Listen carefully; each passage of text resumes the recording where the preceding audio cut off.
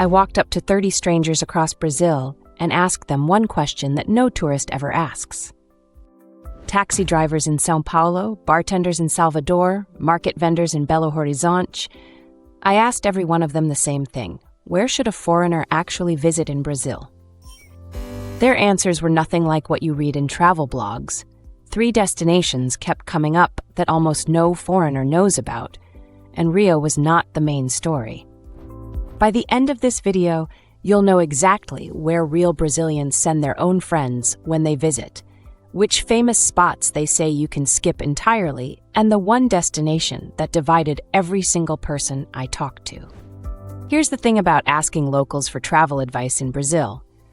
Most of them assume you've already been to Rio de Janeiro and the Iguazu Falls, so they skip straight past the obvious answers and tell you where they would go. I started this experiment in São Paulo, stopping people on Avenida Paulista during rush hour and asking them point blank, if your best friend from Europe was visiting Brazil for 10 days, where would you send them? The first guy I asked was a financial analyst in his 30s, and without hesitating, he said Chapada Diamantina in Bahia. I had never heard of it before that moment, and by the end of the week, 13 more people had told me the exact same place. So I kept asking, and a pattern started to emerge that I did not expect. Locals weren't sending me to beaches or cities, they were sending me into nature. Out of 30 people I talked to, 23 of them recommended destinations that involved hiking, waterfalls, national parks, or wildlife, and only 7 sent me to a major city that wasn't Rio or São Paulo. That alone tells you something huge about how Brazilians see their own country compared to how it gets marketed to foreigners. They're proud of the wild places, not just the carnival and the beaches. So, here are the 3 destinations that came up most often, starting with number 3 on the list. Number 3, Bonito, in the state of Mato Grosso do Sul. 13 people brought this one up, and every single one of them used the word crystal clear when describing the rivers. It's an ecotourism hub where you can snorkel in freshwater rivers surrounded by fish. One bartender in Salvador told me Bonito is where Brazilians go when they want the Amazon experience without the malaria risk or the 12-hour boat rides. That stuck with me because it's such a pragmatic way to think about travel. Number 2, Lençóis Maranhenses, a national park in the northeast that looks like the Sahara Desert crashed into a tropical lagoon. White sand dunes stretching for miles, and between them, bright blue freshwater pools that only exist half the year. What surprised me most about Lençóis Maranhenses is that almost nobody who recommended it had actually been there yet. They were recommending a place they themselves were saving up to visit, which tells you how much hype it has inside Brazil. And now, the one that came up more than any other destination in the entire country, the place 14 different strangers told me I had to see before I left Brazil. Chapada Diamantina. A massive national park in the interior of Bahia, 4 hours by bus from Salvador. Waterfalls taller than Niagara, caves with underground rivers, tabletop mountains, and almost zero foreign tourists because it's hard to get to, and there's no luxury resort nearby. A taxi driver in Belo Horizonte told me his honeymoon was in Chapada, and when I asked why not a beach, he said beaches are for weekends. Chapada is for when you want to remember what the earth looked like before humans showed up. So if you're keeping score, the top 3 local picks are all nature destinations in the interior of the country, none of them coastal, and none of them especially easy to reach on a tight schedule. But here's where it gets interesting.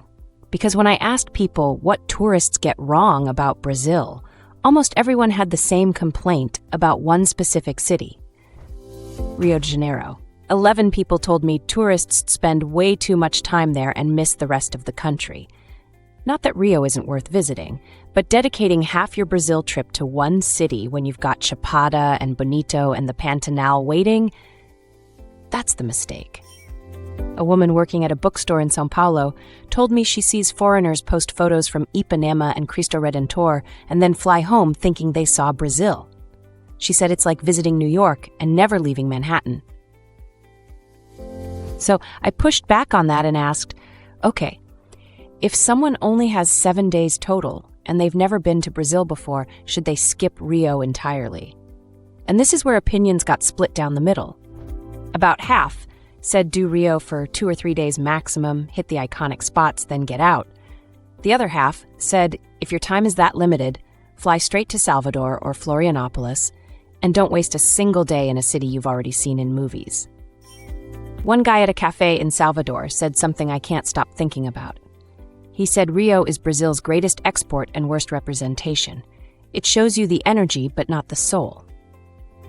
So here's my honest take after hearing all of this. If you've never been to Brazil and you only have 1 week, do Rio for 2 days, then pick one of the 3 nature destinations locals recommended and give it the rest of your time. You'll get the postcard moment at Cristo Redentor, you'll walk Copacabana at sunset, and then you'll spend the majority of your trip in a place where you're surrounded by Brazilians on vacation instead of other foreigners with GoPros strapped to their chests. Now, there were a handful of other destinations that came up multiple times, but didn't crack the top 3. I want to run through those quickly because a few of them genuinely shocked me. 5 people mentioned Jericoacoara, a remote beach town in the northeast where the sand dunes meet the ocean and there are no paved roads. It sounds like the kind of place influencers will ruin soon, so if you have been dreaming about it, go now. 4 people brought up Florianopolis, an island city in the south with 42 beaches and a vibe that one person described as Rio if Rio were safe and clean. That's a direct quote, and honestly, it tracks with everything I've read about the city. And then 3 people mentioned the Pantanal, the world's largest tropical wetland, which sits on the border with Bolivia and Paraguay. If you want to see jaguars, caimans, and capybaras in the wild, this is the spot. What's wild to me is that almost nobody recommended the Amazon rainforest itself, even though that's the first thing most foreigners think of when they picture Brazil. I asked why, and the answers were surprisingly practical. Most locals said the Amazon is expensive, logistically complicated, and unless you're doing a serious multi-day expedition, you're basically paying a lot of money to look at trees from a boat. They said Bonito gives you a better nature experience for half the price and effort. So if I had to boil down everything 30 strangers told me into one coherent Brazil itinerary, here's what I'd tell you to do. And pay attention, because this is the opposite of what most travel blogs recommend. Fly into Rio, spend 2 nights maximum hitting Cristo Redentor and Sugarloaf and maybe Lapa at night. Then on day 3, take a domestic flight to Salvador and use it as your base to reach Chapada Diamantina. Spend 4 days hiking waterfalls and caves, then fly home from Salvador. If you have 2 weeks instead of 1, add Bonito or Jericoacoara to the front end before Rio, or tack on Florianopolis to the back end after Chapada. That way you're covering coast, interior, culture, and nature without spending half your trip on buses. The big takeaway here is that Brazilians themselves are tired of watching foreigners spend their entire trip in the same 3 neighborhoods of Rio and then leaving with a narrow, incomplete picture of what this country actually is. They want you to see the waterfalls, the wetlands, the colonial towns in the interior, the beaches where actual Brazilians vacation. They want you to leave saying you saw Brazil, not just the version of Brazil that ended up on postcards 70 years ago. If this changed how you're thinking about your Brazil trip, or if you've already been and the locals steered you somewhere incredible that I didn't mention, drop it in the comments. I read every single one. And honestly, that's where some of the best intel lives.